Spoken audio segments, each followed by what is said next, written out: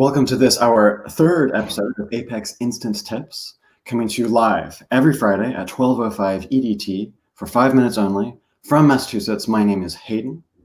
And I'm Anton, and I'm coming to you at 12:05 EST this week. The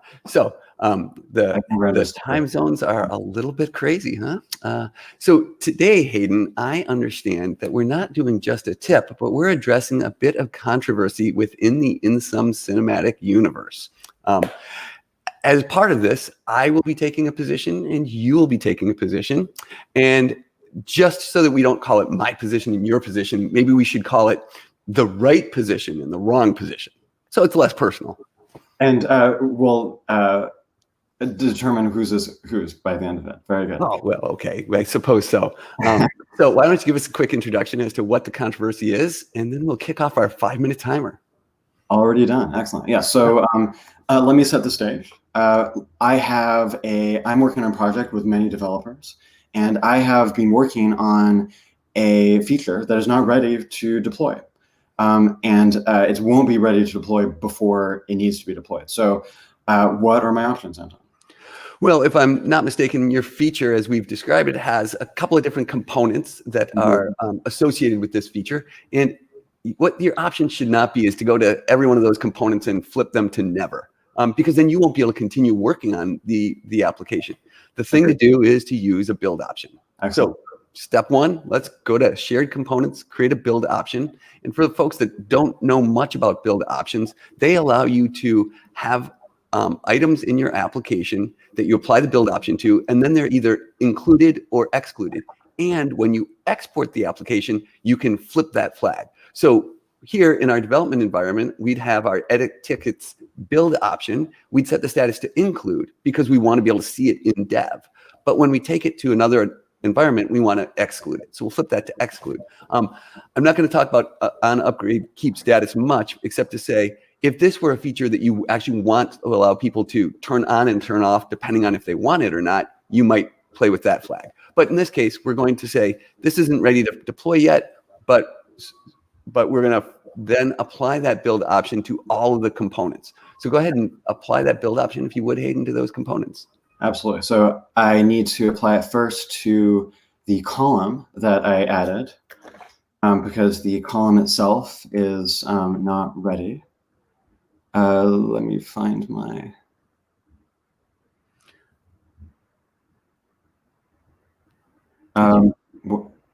maybe I didn't create it. Let me double check. Looks like maybe we didn't. So we're burning valuable time here.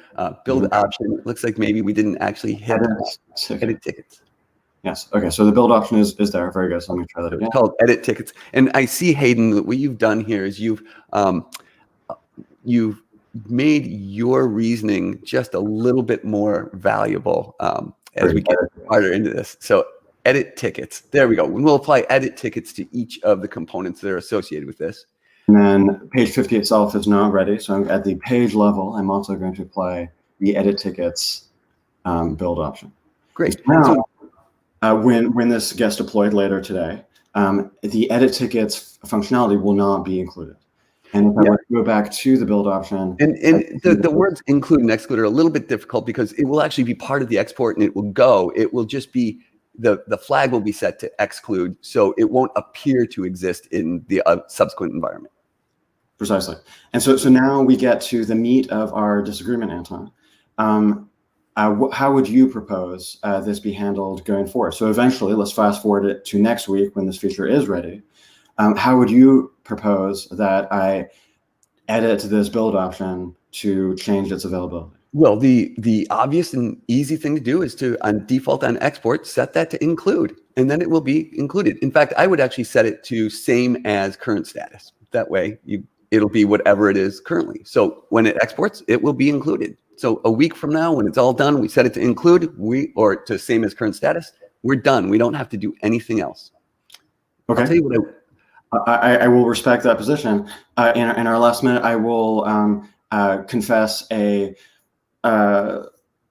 issue with this approach. It means that over time, we may find ourselves with a very long list of build options that have no upper ceiling. So as this gets developed over many releases, we could have hundreds of build options that never get deleted. You could certainly, and I will admit that there is the possibility at some point far in the future you might want to clean some of these up. But first, it's not an easy exercise. So my preferred approach would be to, albeit painstakingly and manually, to visit each one of these components, remove the build option such that this list is empty, come back here, and then delete the build option. Right, and I see there's that remove components button. The remove components button doesn't actually do that painstaking effort for you. It actually deletes those components. It does not. So if anyone who works for the Apex team is listening, this is a feature request. So it would be great to not have to visit each one of these to manually remove it. That said, it's pretty obvious that the right solution is to simply flip it to same as current status, and then you don't have to worry about it. Our time is up, and you had the final word there, Anton. I'll confess to be more open-minded than I let myself sound there to your approach. I actually like that as well. Great. Well, I'm going to squeeze our rating in before I suggest folks check out. And so I get to rate the tip. That's one of the great things I get to. So I'm going to rate my side of the tip, my recommendation, as banana split, because everybody loves banana splits, but every now and then you should turn them off. I'm going to recommend your approach. I'm going to rate your approach as shit on a shingle. Yeah, it's food, but I wouldn't want to eat it. So there we go. That is your prerogative, Anton. So we have spent a perfectly good 5 minutes wasting your time. And if that's all you signed up for, I say go ahead and check out now. But don't forget to smash the bell. That's what the kids are saying these days. Like, subscribe, all those kinds of things. And tell us what you think about which approach works for you. Hayden, I have a few extra minutes to share a little wisdom of the week and answer questions. Can you stick around as well? Absolutely. I want to become more wise. All right. So this week's wisdom of the week is that right now, everyone should block 5 minutes on your calendar every morning and every afternoon to do what I refer to as an active checkpoint. And I want to explain what that is really briefly. I had this idea that I should try and get just a little bit of activity every morning and every afternoon because I'm stuck at my desk during the whole pandemic because I'm nonstop in Zooms. And initially what I did was I got up and I tried to come up with an activity and I spent time not thinking about what I was working on. And I found it to be rather unproductive because I would lose that big problem that I had in my head. So now what I do is when that alarm goes off, I actually continue thinking about what I was thinking about, but I step away from the computer. In my case, I walk downstairs. It's a little bit of an activity. I happen to have a pull-up bar. I do a few pull-ups, but whatever it might be, you could just walk back up the stairs.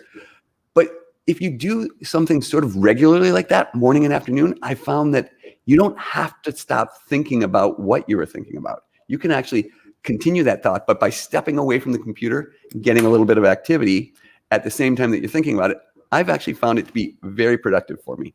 So that is my wisdom of the week. Thoughts? Food for thought. I will have to give that some thought. I will definitely give it points for being an Anton original. I like it. I definitely need more activity in my life. How many pull-ups? Well, if I'm really working at it, well, I can do 12. But that took a fair amount of time to get to that. But I'm usually doing like 6 or 7. So, excellent. Well, we have an opportunity to answer questions and field your thoughts on how to use a build option. Do you use it for instead of using a never condition? Do you get rid of the build option or do you keep it? Any thoughts on that? We're happy to respond. All right. Well, it looks like we don't have much in the way of controversy on this side. It appears everybody's taking the right position. Keep that builder option around. If you do find a bug in it later, you can actually turn it off. Another beautiful thing about keeping it around. That is true. And certainly depend in the eventuality that you may have a feature that you want to give your users the authority to turn on and off. Keeping that feature around can facilitate that. Yes, and I think that's right. That's another great use of it. Sometimes you want to have the build option. For example, if you want your application, some people might want in their application to have the activity monitor, and some might not. So you can keep it around and turn it on or turn it off. So I actually like Bill Carlisle's comment as well. Get a little work done around the house. That's a very effective and efficient use of 5 minutes. So absolutely. And it looks like Neelish is casting a vote in favor of your approach, Anton. So just keep the builds. That's right. It is a fairly robust relational database. I think a few extra rows, even a few extra 100 rows, probably not going to, slow things down. Yeah. All right. There's a coordination challenge to it as well. So I'll give another plug for the controversy of your approach, which is if other developers are expected to figure out which builds to coordinate for a particular feature, digging through hundreds could be challenging. It does say that you want to put a good naming convention in place on it, for sure. Yeah. Well, I don't need to drag this out any. Thanks, everyone. Again, I'll say we've wasted, in your case, a perfectly good 11 minutes, just like the last two. 11 minutes of your time. Ring the bell, subscribe, like, all those things. And we will see you at what time next week, Hayden? 12:05 EST. EST. That's right. All right. Thanks very much. Okay, bye, everyone. See you next Friday.